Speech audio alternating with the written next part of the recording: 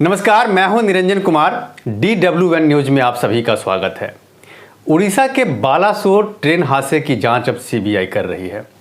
इस ट्रेन हादसे की जांच के लिए खुद रेल मंत्री अश्विनी वैष्णव ने सीबीआई की सिफारिश की थी और इसके बाद अब सीबीआई ने इसकी जांच की कमान अपने हाथों में ले ली है और लगातार इस पर अब छानबीन कर रही है, लोगों से पूछताछ कर रही है। आपको याद होगा कि इससे पहले जो मैंने वीडियो बनाया था उसमें मैंने आपको बताया था कि खुद रेल मंत्री अश्विनी वैष्णव ने इस बात को लेकर के अंदेशा जताया था, शंका जाहिर की थी कि इलेक्ट्रॉनिक इंटरलॉकिंग सिस्टम जो है उसके साथ छेड़छाड़ हुई है। इसकी उन्होंने आशंका जताई थी। उन्होंने ये कहा था कि ये एक ऐसा सेफ सिस्टम है जो कभी भी फेल नहीं होता है और इसी सिस्टम के फेल होने के बाद इतना बड़ा हादसा हुआ। उसमें एक ट्रेन नहीं, तीन ट्रेन जो है दुर्घटनाग्रस्त हो गई और इसमें करीब 290 लोगों की मौत हो गई और 1000 से ज़्यादा लोग बुरी तरीके से घायल हैं। हालांकि अब जो है बहुत सारे लोग जो घायल थे उनको रिलीज़ भी कर दिया गया है, लेकिन अब भी बहुत सारे लोग ऐसे हैं जो अस्पताल में भर्ती हैं। कुछ ऐसे भी सब हैं जिनकी अभी तक शिनाख्त नहीं हो पाई है, जिसको लेकर के लगातार लोग अपने अपने परिजनों को ढूंढ रहे हैं, जो नहीं मिल रहे हैं उसको। लेकिन इसकी जांच जब सीबीआई की इसकी शुरुआत की है, उस जांच में भी शुरुआती दौर में यही पता चला है कि इलेक्ट्रॉनिक इंटरलॉकिंग जो सिस्टम है उसी सिस्टम में छेड़छाड़ हुई है और इसी को देखते हुए इसी दिशा में अब जांच शुरू हुई है। क्योंकि देखिए, इस रेल मंत्री ने इस बात को लेकर के कहा था कि इलेक्ट्रॉनिक इंटरलॉकिंग सिस्टम एक ऐसा सिस्टम है जो कभी फेल नहीं होता है और सवाल उन्होंने ये भी कहा था कि जब गाड़ी को मेन लाइन के लिए ग्रीन सिग्नल दे दिया गया था तो वो लूप लाइन में कैसे गई। उन्होंने कहा कि अगर कभी ये सिस्टम फेल भी होता है तो वैसी स्थिति में रेड लाइट हो जाता है, यानी कि लाल बत्ती जल जाती है और जब लाल बत्ती जल जाएगी तो ऑटोमेटिक जो ट्रेनें जहाँ है वहाँ पर रुक जाएंगी।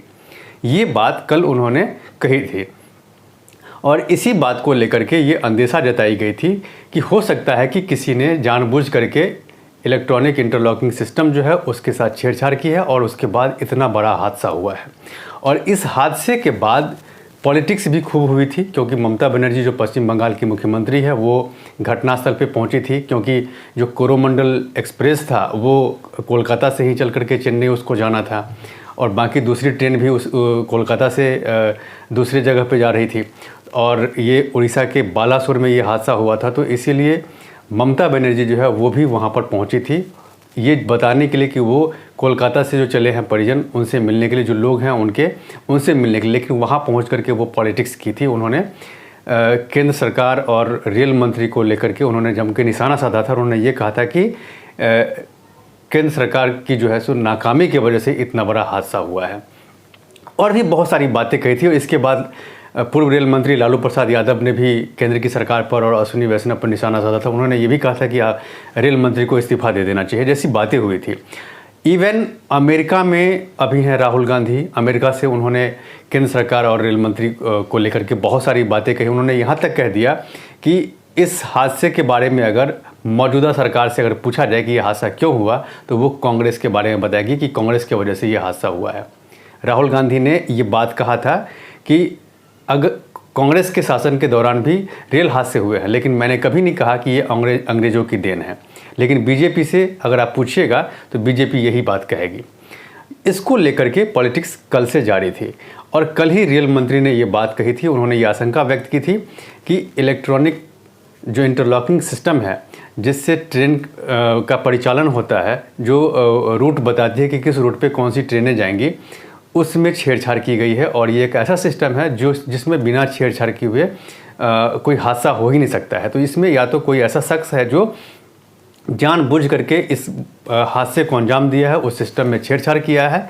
इस बात की उन्होंने आशंका कल ही जताई थी और आज जब सीबीआई इस घटना की जांच के लिए पहुंची तो उन्होंने बहुत सारे सबूत भी जुटाए हैं और उन्होंने इसी दिशा में वो अब जांच शुरू कर दी है।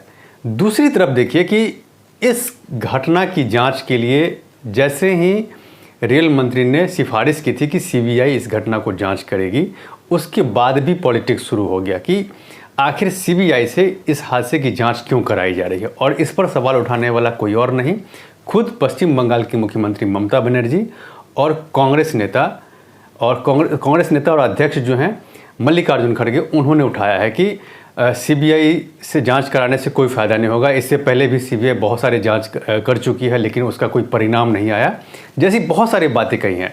तो सवाल यहाँ पर यह है कि अगर केंद्र की सरकार पर अगर आप सवाल उठाते हैं और केंद्र की सरकार अगर उस दिशा में काम कर रही है तब भी आप सवाल उठाते हैं। अगर केंद्र की सरकार सीबीआई से जांच नहीं कराती या फिर दूसरी एजेंसियों का अगर नाम नहीं लेती, उनका उससे अगर जांच नहीं कराती, तब भी आप ये सवाल करते।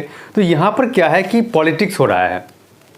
लोकसभा का चुनाव बहुत नज़दीक है, कई राज्यों में विधानसभा के चुनाव होने वाले हैं और इसको लेकर के एक माहौल तैयार किया जा रहा है कि केंद्र की सरकार ने जानबूझ करके इस तरीके के उनकी लापरवाही की वजह से इस तरह का हादसा हुआ है, ताकि पब्लिक के बीच ये मैसेज जाए कि केंद्र सरकार रेलवे को लेकर के बहुत ज़्यादा सीरियस नहीं है। ये मैसेज डालने की कोशिश की जा रही है। लेकिन एक चीज़ यहाँ पर मैं आपको ये भी बताऊंगा कि जिस स्टेट में इतना बड़ा हादसा हुआ उस स्टेट के मुख्यमंत्री नवीन पटनायक ने इस हादसे पर किसी तरह का कोई पॉलिटिक्स नहीं किया।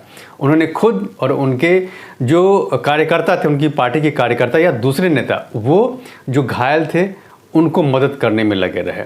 उन्होंने कभी पॉलिटिक्स नहीं किया, उनका कहीं उनका किसी तरह के तरीके में कोई नाम नहीं आया कि उन्होंने इस हादसे पे पॉलिटिक्स की हो। लेकिन ममता बनर्जी हो, लालू प्रसाद यादव हो या फिर कांग्रेस के जो नेता हैं, उन्होंने इस घटना को लेकर के काफ़ी कुछ कहा। तो यहाँ पर सबसे बड़ा सवाल यही उठता है कि अगर ये हादसा हुआ है तो इस हादसे की जांच होना ज़रूरी है। अगर सरकार के मन में अगर ये सवाल है कि इंटरलॉकिंग जो सिस्टम है उस सिस्टम में छेड़छाड़ की गई है और ये जानबूझ करके हुआ है, तब बिल्कुल बनता है कि जो सच्चाई है वो सामने आनी चाहिए, क्योंकि कल ही रेल मंत्री ने इस पर अंदेशा जताया था और इसी दिशा में अब जांच हो रही है।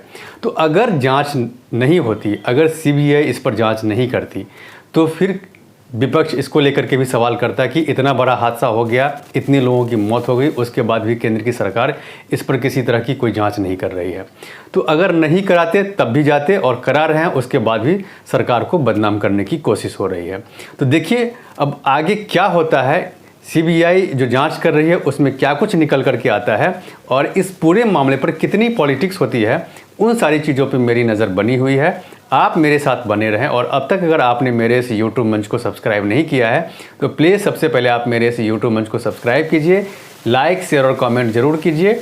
इसमें एक कमेंट बॉक्स है जहां जाकर के आप इस मुद्दे से रिलेटेड अपने सवाल कर सकते हैं, जिसका जवाब मैं आपको दूंगा। तब तक के लिए धन्यवाद।